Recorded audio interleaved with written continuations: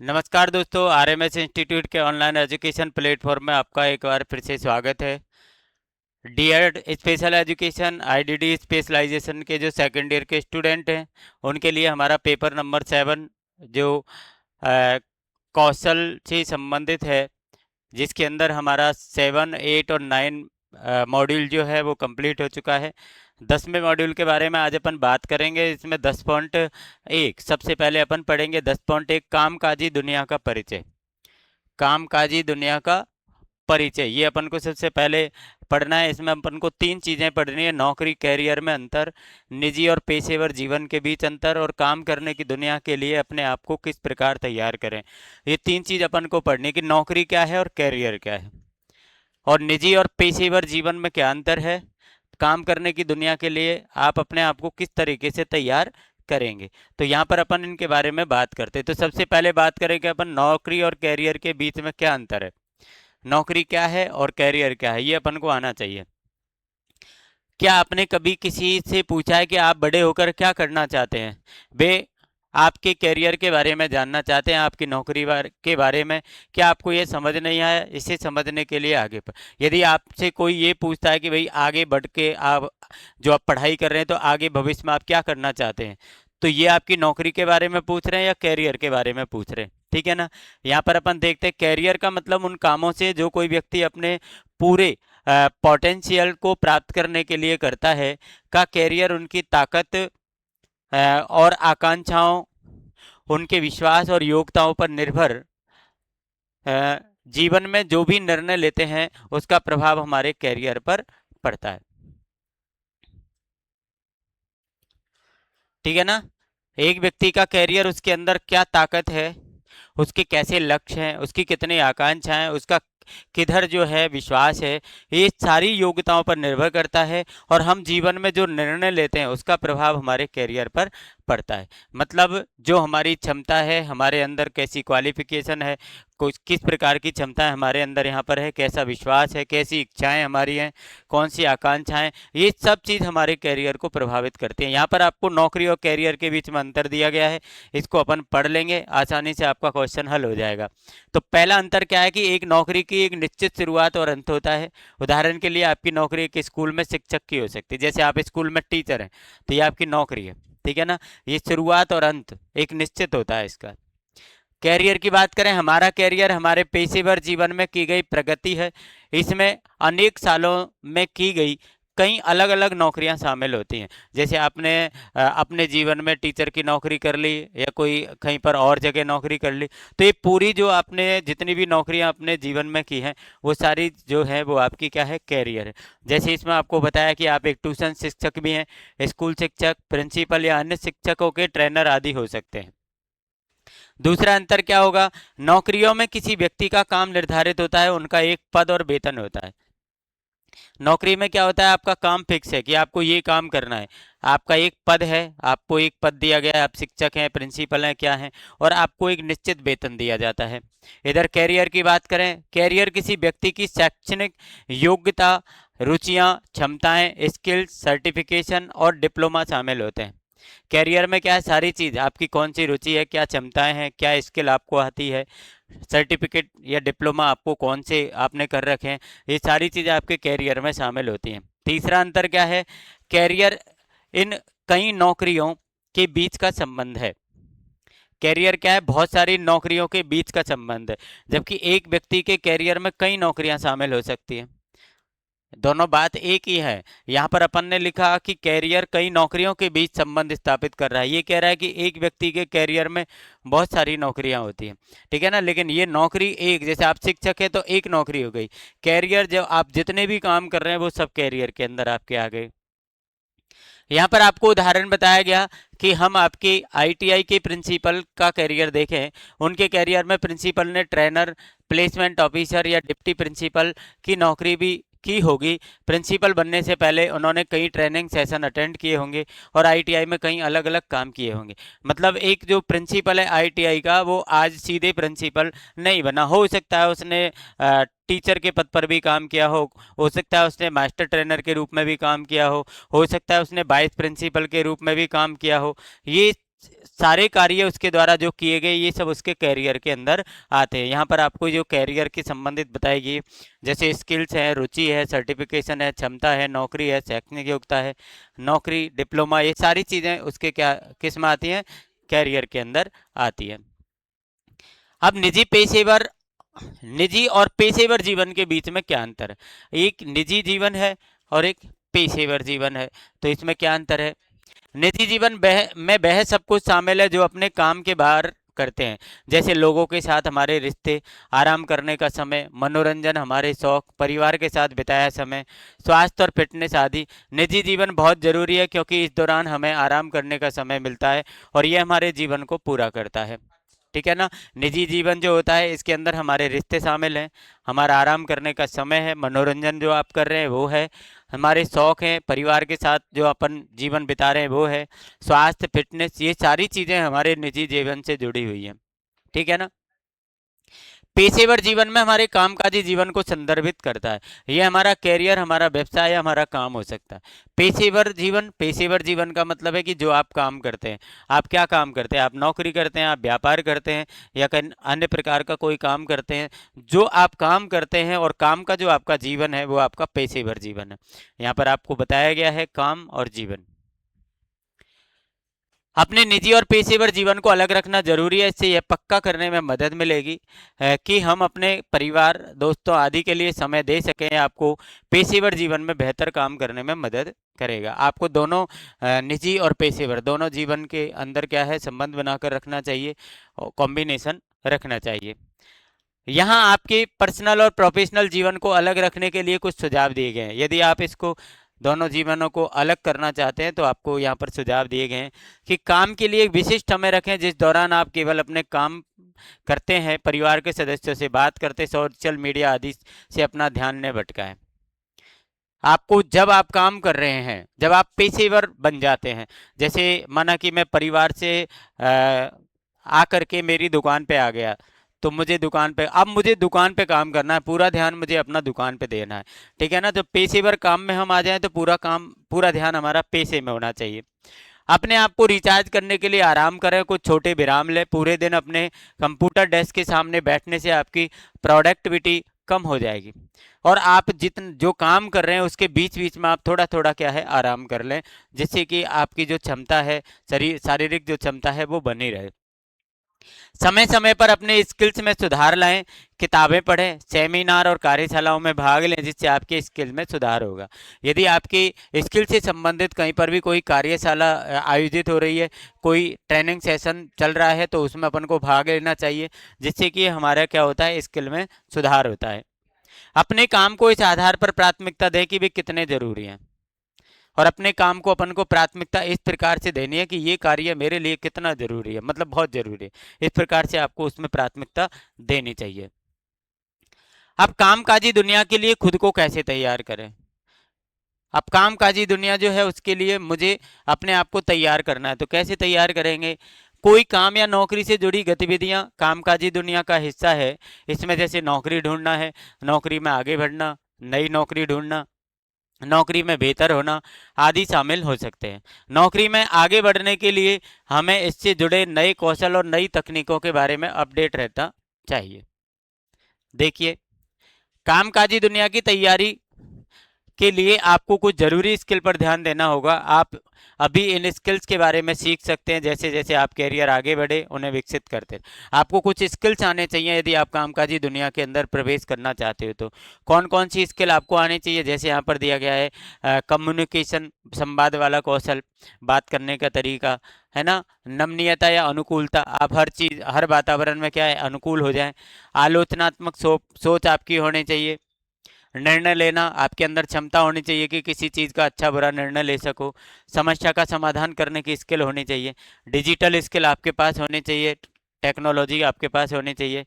Soft skill आपके पास होनी चाहिए। और स्वयं सीखना, मतलब खुद से किसी कार्य को सीखने की क्षमता भी आपके पास होनी चाहिए। अगर आप ऊपर बताए गए कौशलों का मतलब जानना चाहते हैं, इसके बारे में गूगल पर आप खोज सकते हैं। काम में सफल होने के लिए कई स्किल और गुणों की जरूरत होती है। कुछ महत्वपूर्ण स्किल आपको यहाँ पर नीचे दिए गए हैं। जैसे मैं अपनी रुचि और क्षमताओं को जानता हूँ, ठीक है ना। मैंने ये पहले से किया हुआ है, मैं ये जल्दी करूंगा, ये अपन को लिखना है कि मैं इस काम को पहले से ही जानता हूँ या अब करूंगा। ठीक है ना, तो ये यहाँ पर अपन को दिए गए, इसमें टिक करना होता है। अब आज हमने इसके अंदर क्या सीखा, ये यहाँ पर आपको जो है वो बताया गया है। चलिए अब आगे बढ़ते हैं अपन। 10.2 मेरी रुचियां और क्षमता, दो चीज इसमें पढ़ेंगे अपन। रुचि और क्षमता के बीच अंतर और अपनी रुचि और क्षमताओं की पहचान करना। रुचि और क्षमता के बीच में क्या अंतर है और रुचि और क्षमता की पहचान कैसे करेंगे। चलिए यहाँ पर आपको रुचि और क्षमता के बीच में अंतर ये दिया गया, अंतर को समझेंगे। सबसे पहले रुचि क्या है, रुचियां वे काम है जो किसी व्यक्ति को करना पसंद है। आपको जो काम करना पसंद है वे रुचि है। आपको जो काम करना पसंद है वो क्या है, रुचि है।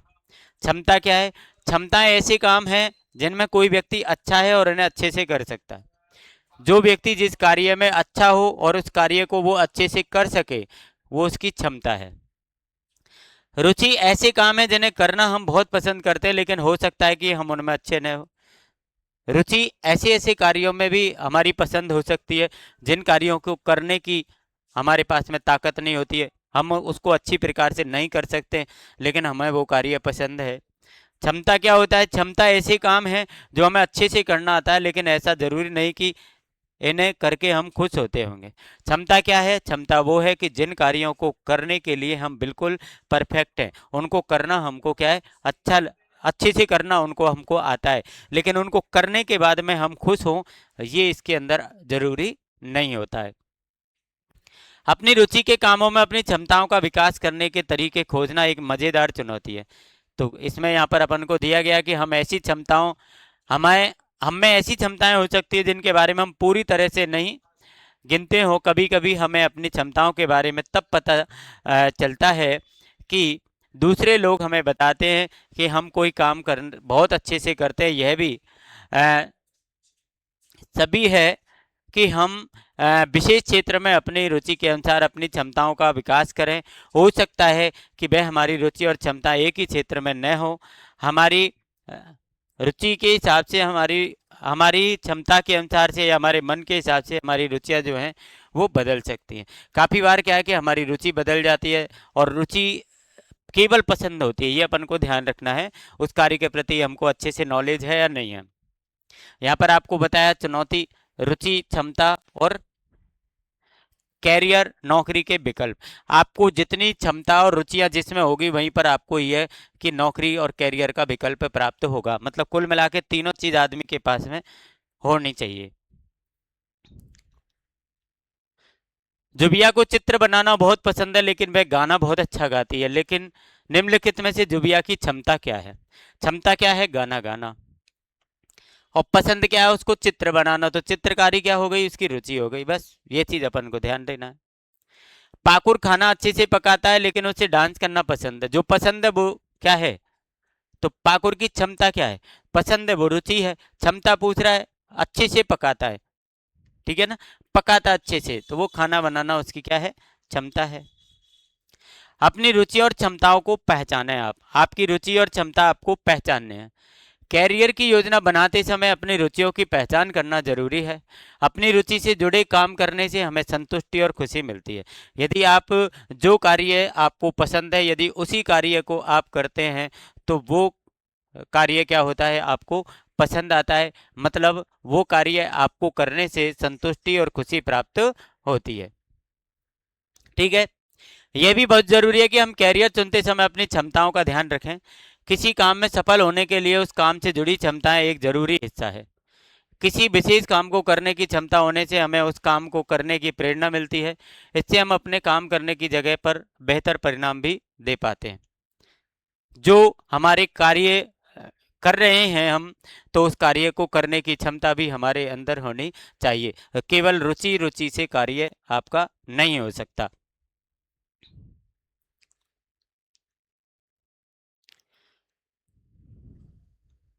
यहाँ पर आपको जो है एक उदाहरण देकर बताया गया है। ये उदाहरण आप खुद भी आराम से देख सकते हैं या कोई और उदाहरण भी अपनी तरफ से आप दे सकते हैं। ये आपको आज मैंने क्या सीखा, तो रुचि और क्षमता के बारे में सीखा, बस केवल इतना आपको आना चाहिए। 10.3 में हमारे आता है कैरियर पथ का निर्माण करना। आपके कैरियर के रास्ते का पता लगाना है आपको।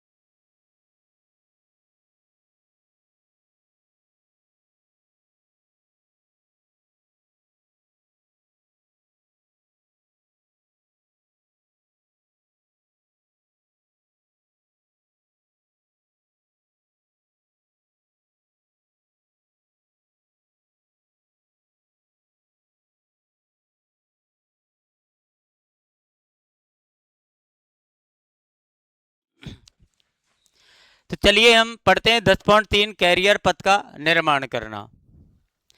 कैरियर पथ का महत्व, कैरियर पथ को अलग अलग उद्योगों में कैसे चुने, ये दो चीज अपन को यहाँ पर क्या है पढ़ने हैं। छोटी छोटी चीज अपन को पढ़नी है, ज्यादा दिमाग बिल्कुल नहीं लगाना है आपको। ये जो पेपर है ये अपने नॉलेज के आधार पर ज्यादा चलेगा, पढ़ाई के आधार पर कम चलेगा। केवल आपको शब्दों का अर्थ जो है वो पता होना चाहिए कि जो शब्द यहाँ पर आपको जो दिए गए उनका अर्थ क्या है, उनका मतलब क्या है। आप मतलब समझ गए तो कोई दिक्कत नहीं है।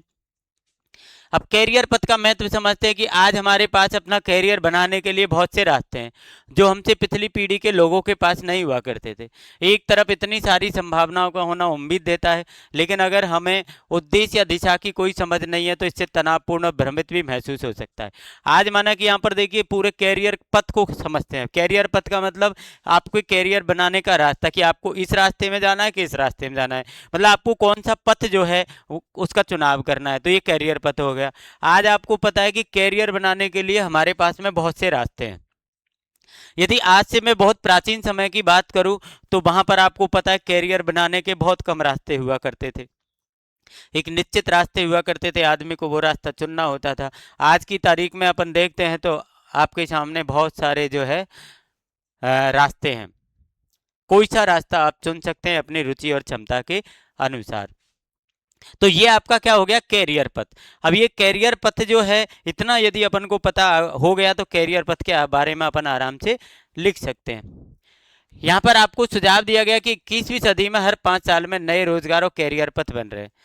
हर 5 साल में आपको कोई ना कोई नया रोजगार निकल के आ जाता है या नया कैरियर का रास्ता निकल के आ जाता है, पथ निकल के आ जाता है। तो ये नए समय में ये नई उपलब्धि है। इसलिए अगर आज आप अपना कैरियर पथ तय करते हैं तो 5 से 10 साल बाद भी उसी को लेकर चलने की जरूरत नहीं है। यदि आपको कोई बेहतर कैरियर पथ मिलता है तो आप उसकी ओर भी बढ़ सकते हैं। कैरियर पथ चुनने में सबसे जरूरी है दो चीजों के बीच संतुलन बनाना। माना कि आज आप जिस कैरियर पथ की तरफ जा रहे हैं और यदि 5-10 साल में कोई भी कैरियर पथ ऐसा नया आ जाता है उस पर आपको ज़्यादा बेनिफिट हो रहा है तो आप अपना कैरियर चेंज कर सकते हैं। ये सुविधा जो है यहाँ पर उपलब्ध रहती है। अब इसके अंदर दो चीजों में आपको संतुलन बनाना है। कौन कौन सी, आपकी रुचि, प्रतिभा, क्षमता और बाजार की मांग, उसका ट्रेड और वहां पर उपलब्ध नौकरी। आपकी क्षमता कितनी है, आपकी रुचि कैसी है, किस काम को करने में आपकी रुचि है और उस काम को करने में आपकी क्षमता कितनी है, पहली बात। दूसरी चीज, बाजार में उस वस्तु की मांग कितनी है, जिस रोजगार को आप कर रहे हैं, जिस कैरियर की तरफ आप जा रहे हैं, तो उस कैरियर की तरफ जो है बाजार के अंदर कितनी मांग है, कितना ट्रेंडिंग में वो चल रहा है। ये दोनों में आप संतुलन बना लो, आपका कैरियर बहुत अच्छा बन जाएगा। कैरियर पथ की जानकारी से आप अपने भविष्य के बारे में स्पष्ट रहेंगे। आपके लक्ष्य आपके लिए स्पष्ट हो सकते हैं जो आपकी सही नौकरी चुनने में मदद करेंगे। यदि आपका कैरियर पथ की जानकारी आपको है तो आप एक अच्छी नौकरी की तरफ आगे बढ़ जाएंगे, क्योंकि इसमें आपको कोई प्रॉब्लम नहीं आएगी यदि आपने अच्छा कैरियर चुना है तो। और यदि आपने कैरियर का चुनाव ही गलत कर लिया फिर कोई दिक्कत, आपको आगे परेशानी आनी है। दूसरी बात, सही कौशल सीखेंगे। आप कैसे आगे बढ़ना चाहते हैं इसके आधार पर आप उन कौशलों को चुन सकते हैं जिसे आप सीखना चाहते हैं। कोई कौशल यदि आपसे रह गया और उस कौशल को आपको सीखना है तो उसको आप सीख सकते हैं यदि आपका कैरियर पथ अच्छा है तो।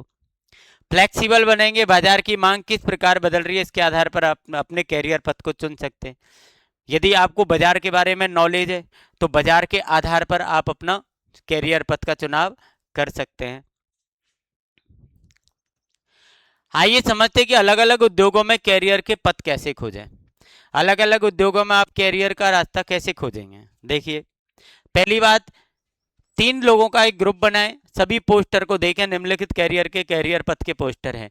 जैसे एक फैशन डिजाइनिंग का है, कंप्यूटर ऑपरेटर और प्रोग्रामिंग असिस्टेंट, और कॉस्मेटोलॉजी और स्टेनोग्राफर। ये यहाँ पर आपको दिया गया। एक ग्रुप हर पोस्टर को देखेगा, सभी पोस्टर देखने के बाद हर पोस्टर के अंत में दिए गए प्रश्नों के उत्तर देंगे। अब क्या उत्तर देंगे कि इस कैरियर को अपनाने के लिए आपको कुछ आवश्यक कौशल क्या है। मतलब जिस कैरियर को आप चारों में से अपनाना चाहते हैं, तो उसके लिए जो आवश्यक स्किल है, आवश्यक जानकारी, वो आपके पास है कि नहीं, कौन सा कौशल है आपके पास में। इस कैरियर में शुरुआती वेतन कितना हो सकता है, आपको शुरुआत में पेमेंट कितनी मिलेगी। इस पोस्टर की मदद से आपने इस कैरियर के बारे में कौन से नए पहलू सीखे। आपको जो पोस्टर दिया गया, उस पोस्टर के माध्यम से आपको कैरियर के बारे में कोई नई चीज सीखने को मिली क्या। और ये 3 क्वेश्चन आपके सामने निकल के आते हैं। ये तीनों क्वेश्चन वो की वही है, तीनों क्वेश्चन वो की हल अलग अलग स्किल के अलग अलग जो है पंपलेट वो देखे आपने, और सबके लिए वही सेम था। ये स्टेनोग्राफी का है, ठीक है ना। तो आपको यहाँ पर फिर चुनाव करना होगा। अब तीनों ग्रुप आपने देख लिए, आप अपना जो है कैरियर इसके अंदर क्या है चुन सकते हैं। आपको यहाँ पर कोई प्रकार की कोई प्रॉब्लम नहीं होती है। अगला अपन का 10.4 यहाँ पर आ जाता है, जॉब मार्केट रिसर्च। इसमें अपन को 2 चीज सीखनी है, काम करने की दुनिया के बारे में ज़्यादा कैसे जाने, मार्केट स्कैन कैसे करें। ये मार्केट स्कैन शब्द हमने पहले पढ़ लिया है, तो जब हमने जो चीज़ पहले पढ़ ली तो उसको आप आसानी से समझ जाएंगे।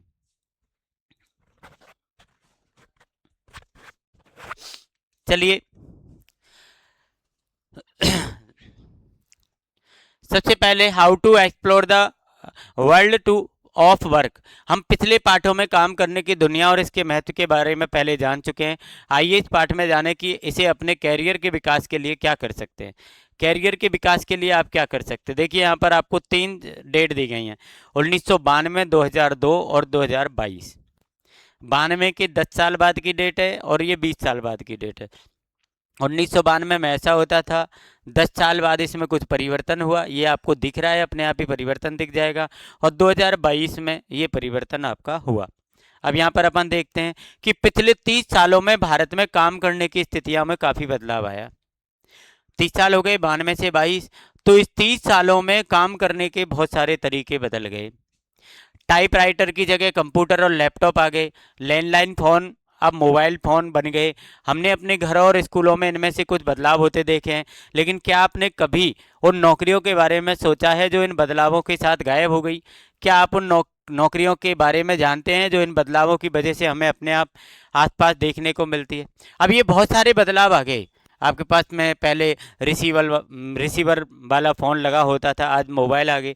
तो कुछ चीज़ें में इनमें जो बदलाव आए, तो इनसे कुछ नौकरियां गायब हो गई और कुछ नई नौकरियां जो हैं वो उत्पन्न हो गई। तो दोनों चीज़ों से अपन को क्या है कि सीखना पड़ेगा। जैसे यहाँ पर अपन को दिया गया कि नौकरियां जो गायब हो गई या कम हो गई। टाइपराइटर, मरम्मत करने वाला व्यक्ति, अब टाइपराइटर ही नहीं रहा तो उसकी मरम्मत करने वाले व्यक्ति का रोजगार खत्म हो जाएगा, सीधी सी बात है। नई नौकरी कंप्यूटर टेक्नीशियन, अब कंप्यूटर आ गया टाइपराइटर की जगह पे, तो नई नौकरी कौन सी मिलेगी लोगों को, कंप्यूटर टेक्नीशियन की नौकरी मिल जाएगी। डाकिया का काम खत्म हो गया, क्योंकि इस समय जो व्हाट्सएप के द्वारा या अन्य माध्यमों से हम जो है एक पत्र को दूसरे तक पहुंचा सकते हैं। और यहाँ पर नई नौकरी मिल गई कि यूट्यूब वीडियो मेकर, आप अपने ये कार्य डिजिटल रूप से आप कर सकते हो। और भी आपको कोई भी बदलाव लगा है वो भी आप यहाँ पर लिख सकते हो। अब आ गया मार्केट स्कैन क्या होता है। ये आपको पूरा में पहले भी हम पढ़ चुके हैं। मार्केट स्कैन एक ऐसी प्रक्रिया है जिसमें हम काम करने की इस बदलती दुनिया को समझ सकते हैं। ये हमारी मदद करता है। इस दुनिया को जो दुनिया बदल रही है इसको अपन पहचान सकते हैं। हमारी रुचियों और क्षमताओं के लिए उपलब्ध विभिन्न कैरियर पथ की पहचान करके। अब इसमें कैसे कैसे कर सकते हैं आप। हमारी रुचि और क्षमताओं के लिए उपलब्ध विभिन्न कैरियर पथ, हमारी रुचि और क्षमताओं के आधार पर जो भी कैरियर पथ हमारे पास उपलब्ध हैं उनकी हम पहचान कर सकते हैं। हमारे चुने हुए कैरियर के बारे में ज़्यादा जानकारी दे सकते हैं। हमने जो भी कैरियर का चुनाव किया है, जिस कैरियर को हम कर सकते हैं उसके बारे में हम ज़्यादा जानकारी दे सकते हैं। हमारे कैरियर में सफल होने का तरीका जानकर, हमारे कैरियर में हम किस प्रकार सफल हो सकते हैं, सफल होने का तरीका जानकर हम हमारे चुने हुए कैरियर को पाने के लिए एक योजना विकसित कर सकते हैं। जो कैरियर हमने चुना है उसके लिए हम एक प्लान बना सकते हैं, योजना विकसित कर सकते हैं। हमारे क्षेत्र में दूसरों से प्रेरणा लेकर, हमारे क्षेत्र में इस कैरियर वाले दूसरे व्यक्ति हैं तो उनसे भी हम प्रेरणा ले सकते हैं। अब मार्केट को स्कैन कैसे करें आप, ये देखिए 5 तरीके आपको यहाँ पर दिए गए हैं कि कैरियर के उन रास्तों की पहचान करें जिनमें आप रुचि रखते हैं। सबसे पहले मार्केट को स्कैन कैसे करेंगे कि आपको ऐसे कार्य देखने हैं, ऐसा कैरियर का चुनाव करना है जिसमें आपकी रुचि हो, जिस कार्य को आप पसंद करते हैं। ठीक है, पहली बात। दूसरी बात, सूचना के स्रोतों की पहचान करें। उस कैरियर से संबंधित हमको सूचना कहाँ कहाँ से मिलेगी, इंफॉर्मेशन कहाँ कहाँ से मिलेगी, जानकारी कहाँ कहाँ से मिलेगी, तो उनके बारे में अपन सोचा कि मुझे कहाँ कहाँ से जानकारी लेनी है। तो यहाँ पर देखो दिए गए हैं, जैसे आप इंटरनेट से ले सकते हो, इंडस्ट्री विजिट कर सकते हो, पूर्व छात्रों से ले सकते हो, आपके गुरुजी से, शिक्षक से ले सकते हो। विभिन्न प्रकार की जरूरी सूचनाओं की एक सूची बनाएं और जितनी भी जरूरी इंफॉर्मेशन आपको चाहिए और वो आपको यदि मिल गई है तो आप एक जगह उन सभी इंफॉर्मेशन को, सभी जानकारियों को, सभी सूचनाओं को एक जगह आप क्या करेंगे, लिखेंगे, नोट करेंगे। लक्ष्य और समय सीमा निर्धारित करें। अपने कैरियर को प्राप्त करने के लिए आपको एक लक्ष्य निर्धारित करना है कि मुझे ये काम करना है और इतने समय में करना है। ये दोनों चीज आपको निर्धारित करनी है, अपना लक्ष्य का समय और लक्ष्य। ठीक है ना। कैरियर कार्ड तैयार करें, अपने कैरियर का कार्ड करें। जितनी भी जानकारी आपने जिस जगह से जैसे जैसे लिए उनको सबको एक समाहित करके अपना एक कार्ड बनाएं, एक अपनी पहचान बनाएं। अपना ज्ञान साझा करें और उस कैरियर कार्ड को, अपना ज्ञान अपने दोस्तों के साथ भी साझा करें। जो ज्ञान आपने प्राप्त किया अपने कैरियर के लिए, उस कैरियर के ज्ञान को आप अपने दोस्तों के साथ भी शेयर कर सकते हो, साझा कर सकते हो। क्या आप इस बारे में स्पष्ट है कि मार्केट स्कैन कैसे किया जाता है? आइए कैरियर के बारे में डेटा इकट्ठे करने के अलग अलग तरीकों के बारे में जानें। आप डेटा कैसे कैसे कलेक्ट कर सकते हो। देखो, इंटरनेट, आप पहले से ही जानते हैं कि ऑनलाइन में सब कुछ नहीं होता है, तो आप कैसे पता कर सकते हैं कि आपको सही जानकारी मिल रही है। इंटरनेट पे सब कुछ सही नहीं होता है, तो देखिए कैसे पता चलेगा। यहाँ पर अपन को देखना है कि सरकारी वेबसाइट, आपको जो भी जानकारी चाहिए वो आप एक तो सरकारी वेबसाइट से प्राप्त करेंगे तो इसमें आपको सही जानकारी मिलने की उम्मीद ज़्यादा रहेगी। यहाँ पर आपको दिए गए हैं, जैसे आप श्रम मंत्रालय है, मानव संसाधन मंत्रालय, इनकी वेबसाइट पर आप जाएंगे। दूसरी बात, जॉब पोर्टल, विश्वसनीय वेबसाइट जैसे कैरियर सर्च वेबसाइट है ना, आपको दी गई है। नौकरी, टाइम जॉब, मॉनिस्टर आदि सोशल नेटवर्किंग वेबसाइट कैरियर विकल्पों को समझने के लिए अच्छे स्रोत हैं। आपको एक जॉब वाली वेबसाइट सर्च करनी चाहिए, जो अच्छी वेबसाइट है, जो पहले से ही बहुत अच्छी प्रकार से लोगों को कैरियर में मदद कर रही हैं। तो ये काम हमको इंटरनेट वाला करना है। समाचार पत्र, समाचार पत्रों का आपको पता है कि जो भी समाचार पत्र पब्लिक है, मतलब जैसे आपका राजस्थान पत्रिका है, दैनिक भास्कर है, दैनिक नवज्योति है, तो काफ़ी जो पत्र पत्रिकाएं हैं इनको आप देखें, इनमें जॉब के बारे में बात देखें, कैरियर के बारे में जानकारी प्राप्त कर सकते हैं। कैरियर मार्गदर्शन एजेंसियां, काफ़ी एजेंसियां ऐसी होती है जो कैरियर के प्रति क्या करती हैं, आपको मार्गदर्शन करती हैं। तो मार्गदर्शन करने वाली जो भी एजेंसियां हैं उनके साथ आप मिलकर के अपने कैरियर के प्रति मार्गदर्शन प्राप्त कर सकते हो। प्रोफेशनल के साथ चर्चा, प्रोफेशनल जो ऐसा व्यक्ति जो आपके कैरियर से संबंधित कार्य को पहले से कर रहा है, पहले से उस कार्य से जुड़ा है, यदि ऐसा कोई व्यक्ति है तो उससे आप बातें कर सकते हो, उससे आप मिल सकते हो। अब यहाँ पर आपको काफ़ी मार्केट स्कैन के बाद में प्रश्न आएंगे कि उन कंपनियों के नाम बताएं जहां आपको इस प्रकार का काम मिल सकता है। आप कौन सा काम करना चाहते हैं, कौन सा आपका लक्ष्य है, कौन सा कैरियर आप बनाना चाहते हैं, तो आपको उस कैरियर से संबंधित कौन कौन सी कंपनियों में जॉब मिल सकता है, इसके लिए किस तरह की स्किल जरूरी है, इस जॉब के लिए आपको कौन से कौशल सीखने हैं, इस कैरियर में किस दूसरी स्किल की जरूरत है, यदि आपको कोई एक्स्ट्रा कौशल सीखना है, एक्स्ट्रा स्किल सीखनी है। कामकाजी जीवन में एक दिन कैसा दिखता है, आप कामकाजी जीवन जब आप काम करने लग जाएंगे तो उसमें आपका एक दिन कैसा दिखेगा, एक दिन आपका कैसे बीतेगा। काम का सबसे मज़ेदार हिस्सा क्या है, कैरियर में किन चुनौतियों का सामना करना पड़ेगा आपको, कैरियर में आपको पता है परेशानी आएंगी, समस्याएं आएंगी, विकास के अवसर क्या है, आपको डेवलपमेंट करने के कितने मौके मिलेंगे, एक फ्रेशर के लिए अपेक्षित वेतन क्या है, यदि कोई फ्रेशर है, आप फ्रेशर है माना कि आपने पहले कभी इस क्षेत्र में काम नहीं किया तो आपको कितना वेतन मिलेगा, कोई अन्य जरूरी जानकारी जो भी है वो आप यहाँ पर ले सकते हो। अब आपने इसमें क्या सीखा वो यहाँ पर आपको आ गया। अब हमारा 10.5 आ जाता है कि प्रभावी संवाद का अभ्यास। आप लोगों से जब कम्युनिकेशन करें, बात करें, तो आपकी बात करने का तरीका प्रभावी होना चाहिए। चलिए, इसमें कौन सी चीज़ सीखनी है आपको, दो चीज़ सीखनी है, लंबे समय और छोटे समय के लक्ष्य तय करना, नौकरी या कैरियर के लिए योजना तैयार करने हेतु स्मार्ट लक्ष्य बनाना। ठीक है, चलो देखते हैं अपन यहाँ पर क्या क्या है इसमें। लंबे समय और छोटे समय के लक्ष्य कैसे तय करें, लंबे और छोटे समय के लक्ष्य देखिए, आपने लक्ष्य शब्द अक्सर सुना होगा, आपके शिक्षक, माता पिता और बड़ों ने आपसे पूछा होगा कि आपका लक्ष्य क्या है। लक्ष्य से उनका मतलब है लक्ष्य वह जो आप अपने जीवन में हासिल करना चाहते। आपको पता है अपने मम्मी पापा, आपके गुरु, बड़े भाई बहन, रिश्तेदार आपसे पूछते रहते हैं, आपके दोस्त भी पूछते रहते हैं कि भैया आपको जीवन में क्या करना, आपका लक्ष्य क्या है।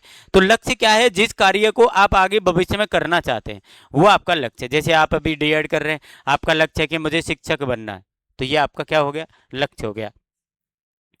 लक्ष्य बराबर इच्छा प्लस योजना प्लस कार्य। आपकी सबसे पहले इच्छा होनी चाहिए कौन सा कार्य आपको करना है, इसके बाद में योजना बनाओ और इसके बाद में उससे संबंधित कार्य करो, तब जाके आप लक्ष्य प्राप्त कर सकते हैं। मैं अपनी खुद की कंपनी शुरू करना चाहती हूँ जिसमें कम लागत वाले घरेलू उपकरण बनेंगे। ये क्या है, लक्ष्य निर्धारित कर लिया, मैं खुद की कंपनी चालू करूंगी जिसमें कम लागत वाले घर में काम आने वाले उपकरण बनाए जाएंगे। सबसे पहले मुझे टॉप रैंक के साथ कॉलेज खत्म करना होगा, फिर मुझे एक घरेलू उपकरण वाली कंपनी में कुछ अनुभव लेने चाहिए, उसके बाद मैं अपनी खुद की कंपनी के लिए आगे काम करूंगी। अब इसके लिए मुझे बढ़िया ढंग से पढ़ाई करनी है, इसके बाद जो घरेलू उपकरण बनाने वाली जो कंपनी है उसके साथ मिलकर मैं कुछ अनुभव सीखूंगी, उसके बाद इस काम को करूंगी। ओ, ये तो एक बहुत अच्छा लक्ष्य है, इसके लिए तुम क्या कदम उठा रहे, ये लक्ष्य बहुत अच्छा है, इसके लिए क्या कदम उठा रही, ये कदम है, पहले अच्छी पढ़ाई करना, इसके बाद में ऐसी कंपनी में जाना जहां पर ये उपकरण पहले से बनाए जाते हैं। यहाँ पर आपको आगे लंबे समय का लक्ष्य वह होता है जिसे आने वाले कुछ सालों में हासिल करना चाहते हैं, जैसे अपनी कंपनी खुद की शुरू करना। ये क्या है, लंबे समय का लक्ष्य है, आपको आगे बहुत आगे जा करके ये काम करना है, ये लंबे समय का लक्ष्य है। छोटे समय का लक्ष्य वह जिसे आप एक वर्ष के भीतर हासिल करने की योजना बनाते हैं। आमतौर पर आपके लंबे समय के लक्ष्यों को हासिल करने की दिशा में एक कदम होता है, कभी कभी उन्हें मील के पत्थर या माइलस्टोन भी कहा जाता है, जैसे अपने स्टार्टअप के लिए 3 निवेशकों की पहचान कर। और छोटे लक्ष्य ऐसे होते हैं जिनको अपन साल भर में प्राप्त कर सकते हैं, एक वर्ष के अंदर जो है प्राप्त कर सकते हैं, ये आपको बड़े लक्ष्य प्राप्त करने में मदद करते हैं। अब यहाँ पर अपन को देखो, यहाँ पर दे दिए छोटे समय के लक्ष्य हैं, बड़े समय के लक्ष्य हैं। कैसे, छोटे और हासिल करने में आसान होते हैं, ये जटिल और हासिल करने में कठिन होते हैं। हफ्तों और महीनों की समय सीमा होती है, इसमें वर्षों की समय सीमा होती है। संख्या में ज़्यादा होते हैं, ये छोटे छोटे काम आप अधिक कर सकते हो, लेकिन ये संख्या में कम होता है, एक आध काम ही आप बड़ा कर सकते हो। आपकी वर्तमान स्थिति से आगे के कदम है, वर्तमान स्थिति से आगे जो आपको कदम बढ़ाना है वो छोटे लक्ष्य हैं। और अनिश्चित और छोटे समय के लक्ष्यों को हासिल करने पर और जो आपने अनिश्चित मतलब बहुत आगे के बारे में सोच रखा है वो आपके अधिक समय के लक्ष्य हैं। यहाँ पर आपको बताया गया कि ये छोटे समय के लक्ष्य हैं, जैसे आप सीईओ बनना है, प्रमोशन प्राप्त करना है, प्रबंधन की डिग्री प्राप्त करना है, कंपनी में नौकरी प्राप्त करनी है, आईटीआई से ग्रेजुएट होना है, ये मेरे क्या हैं, छोटे समय के लक्ष्य हैं। कैरियर लक्ष्य, आपको कैरियर के बारे में, आपके दृष्टिकोण के बारे में पता चलता है। उदाहरण, आप एक निर्माण कंपनी में सीईओ बनना चाहते हैं, आप 100 लोगों को नौकरी देने वाली कंपनी एक उद्यमी बनना चाहते हैं। कैरियर के लक्ष्य भी लंबे समय और छोटे समय के होते हैं, तो ये आपको छोटे समय के लक्ष्य के बारे में आपको बताया गया। लंबे समय के लक्ष्य, एक कंपनी का सीईओ बनना, ये एक लंबे समय का लक्ष्य हो गया, एक कंपनी का सीईओ बनना, ठीक है ना। अब यहाँ पर अपन जो है अपने कैरियर लक्ष्य और छोटे समय के लक्ष्य जो अपने हिसाब से बना सकते हैं, अपने आप कौन कौन से लक्ष्य प्राप्त करना चाहते हैं वो आपके अनुसार हैं ये। इसके बाद आप अपने निजी लक्ष्यों के लिए यही अभ्यास कर सकते हैं खुद के, क्या स्मार्ट लक्ष्य, जैसे राहुल का लक्ष्य 10वीं की परीक्षा में अच्छे अंक प्राप्त करना है, ठीक है, वह अपने लक्ष्य को पाने के लिए ज्यादा पढ़ाई करने का निर्णय लेता है। जब नतीजे आए तो राहुल को 60% अंक मिले। राहुल को पहले कभी भी इतने अधिक अंक नहीं मिले थे, लेकिन फिर भी राहुल और उसका परिवार दुखी था। आपको क्या लगता है क्या गलत हुआ? मतलब राहुल ने अपनी 10वीं क्लास में अच्छे अंकों से पास करने का लक्ष्य बनाया, लेकिन उसने फिर भी 60% अंक प्राप्त किए, हालांकि अब तक के प्राप्त किए गए नंबरों में सबसे अधिक था, लेकिन फिर भी उसके माता पिता दुखी थे। तो इसमें गलती कहाँ हुई? जब हम अपने लक्ष्य सेट कर रहे होते हैं तो हमें इस बारे में स्पष्ट होना चाहिए कि हम क्या चाहते हैं। ऊपर दिए गए उदाहरण में अच्छे अंक एक अस्पष्ट शब्द है, इसका अलग अलग लोगों के लिए अलग अलग मतलब हो सकता है। इसी तरह ज्यादा पढ़ाई का क्या मतलब? क्योंकि आपने लक्ष्य निर्धारण करने में थोड़ी सी कमी रख दी। आपने कहा कि हम तो अच्छे अंक प्राप्त, अच्छे अंक से मतलब क्या है? 60%, 70%, 80%, 90%, 100%? यदि आप लक्ष्य निर्धारित करते कि मुझे 60% चाहिए, तो 60% आपकी बन गई, आप खुश रहेंगे। यदि आपने लक्ष्य निर्धारित किया कि अच्छे अंक प्राप्त करने, तो अच्छे कितने, इसलिए आपको यहां पर दुखी होना पड़ा। अगर हमें अपना लक्ष्य पाना है तो हमें इसके बारे में बहुत विशिष्ट और स्पष्ट होना चाहिए। स्मार्ट गोल हमें यह करने में मदद करता है। बिल्कुल स्पष्ट लक्ष्य तैयार करो। स्मार्ट का मतलब क्या है? स्मार्ट का SMART, ये स्मार्ट है। तो इस स्मार्ट का मतलब क्या है? देखिए, स्मार्ट का मतलब, पहले एस का मतलब है स्पष्ट। आप वास्तव में क्या हासिल करना चाहते हैं? जैसे अपनी 10वीं की कक्षा में कम से कम 80% अंक, ये आपका स्पष्ट होना चाहिए कि मुझे कम से कम 10वीं की परीक्षा में 80% नंबर लाना, ये आपका लक्ष्य हो कम से कम। ज्यादा आगे ठीक है। मापने योग्य, उसको मापो फिर, कि यह मापना संभव होना चाहिए कि क्या आपने अपना लक्ष्य हासिल कर लिया है, और यह भी क्या आप अपने लक्ष्य हासिल करने के रास्ते पर हैं। उदाहरण, मैं प्रतिदिन 4 घंटे पढ़ाई करूंगा, मैं मॉक टेस्ट हल करूंगा और देखूंगा कि क्या मैं अपने लक्ष्य के करीब हूं। मतलब मुझे पहले मापना है। मापना मतलब जैसे मुझे 4 घंटे पढ़ाई करनी है, तो मैं कर रहा हूँ या नहीं कर रहा हूँ। मैं मॉक टेस्ट दे रहा हूँ, तो उसमें मेरे ये नंबर आ पा रहे हैं या नहीं आ पा रहे हैं, 80%, तो पहले ही मुझे इस चीज का पता चल जाएगा। एक हासिल करने योग्य, ऐसे लक्ष्य सेट करें जिन्हें हासिल किया जा सकता है। अगर आप अभी 50% से कम अंक प्राप्त कर रहे हैं, तो सीधे 80 से ज्यादा अंक पाने में आप शायद सफल नहीं हो। लक्ष्य आपका ऐसा निर्धारित करना है जिसको आप प्राप्त कर सकते हैं। जैसे यहाँ पर एक उदाहरण दे दिया कि अब तक तो आपने 50% से कम अंक प्राप्त किए और आप सीधे ही 50 से 80 प्लस पे पहुंच गए, तो ये एक लक्ष्य ज्यादा बड़ा हो गया। तो इसको प्राप्त करने में आपको बहुत कठिनाई आएगी, हो सकता है आप सफल नहीं हो। एक उपयुक्त लक्ष्य हासिल करने में समय और प्रयास लगता है। आपके लक्ष्य आपके निजी या प्रोफेशनल जीवन के लिए उपयोगी होने चाहिए। एक सूची बनाएं कि इस लक्ष्य को हासिल करना क्यों जरूरी है। उदाहरण, 10वीं कक्षा में ज़्यादा अंक प्राप्त करने से मुझे 12वीं कक्षा या ITI के लिए अपनी पसंद का विषय चुनने में मदद मिलेगी। मतलब आप इस लक्ष्य को प्राप्त करना क्यों चाहते हैं, क्यों, क्या है, क्या फायदा होगा। तो आपने जैसे 10वीं में अच्छे अंक प्राप्त करने का लक्ष्य निर्धारित किया, तो आपने सोचा कि यदि मेरे अच्छे नंबर होंगे 10वीं में, तो मुझे 11वीं 12वीं में अच्छी जगह पर एडमिशन मिल जाएगा, ITI वगैरह में मुझे अच्छे सब्जेक्ट मिल जाएंगे। तो ये मेरा क्या हो गया, फायदा हो गया। एक समय सीमा, अपने लक्ष्य के लिए एक निश्चित समय सीमा रखें। जैसे इस साल की 10वीं की परीक्षा, एक निश्चित समय सीमा रखनी है कि मुझे इसी साल की 10वीं की परीक्षा में ये अंक हासिल करने हैं। जब अपने लक्ष्य को स्मार्ट बना रहे होते हैं, तब हम अपने लक्ष्य को प्राप्त करने की योजना भी बना रहे होते हैं। स्मार्ट से अपने लक्ष्य तय करने में और प्राप्त करने की योजना बनाने में, उन्हें हासिल किया है या नहीं यह जानने में मदद मिलती है। आपको स्मार्ट लक्ष्य बनाने हैं, फिर उसकी योजना बनानी है और उसका क्रियान्वयन करना, आपको लक्ष्य प्राप्त हो जाएगा। यहाँ पर आपको दे दिया कि गोल आप निर्धारित करो खुद, ठीक है ना, इसमें विशिष्ट, ठीक है ना, इसके पास में ये मापने योग्य हो गया, ये आपके लिए क्या प्राप्त करना है आपको, ये आपके लिए उपयुक्त हो गया, ये टाइम लिमिट हो गई। ये आप अपने अनुसार जो है कोई भी लक्ष्य निर्धारित करके और उसका कर सकते हो। आज आपने इसमें ये सीखा। इसके बाद यहाँ पर हमारा 11वां मॉड्यूल शुरू हो जाता है। 11.1 ग्राहक सेवा और रिश्ते बनाना, ग्राहक सेवा और रिश्ते बनाना। इसको हम नेक्स्ट वीडियो में देखते हैं। तो चलिए इस वीडियो में इतना ही, और अब पढ़ते रहिए आप लगातार, क्योंकि आपकी परीक्षाएं नज़दीक हैं। हम भी आपको जल्दी जल्दी जो है कोर्स को रिकवर करा रहे हैं, और बिल्कुल कंप्लीट करके आपको 2-3 दिन में बिल्कुल कंप्लीट कर देंगे। संभव हुआ तो आज ही इसको हम कंप्लीट, इस पेपर को आज ही कंप्लीट कर दें। 2 वीडियो और रिकॉर्ड करके इसको आज ही कंप्लीट कर दें। Thank you for your support and best of luck for your bright future.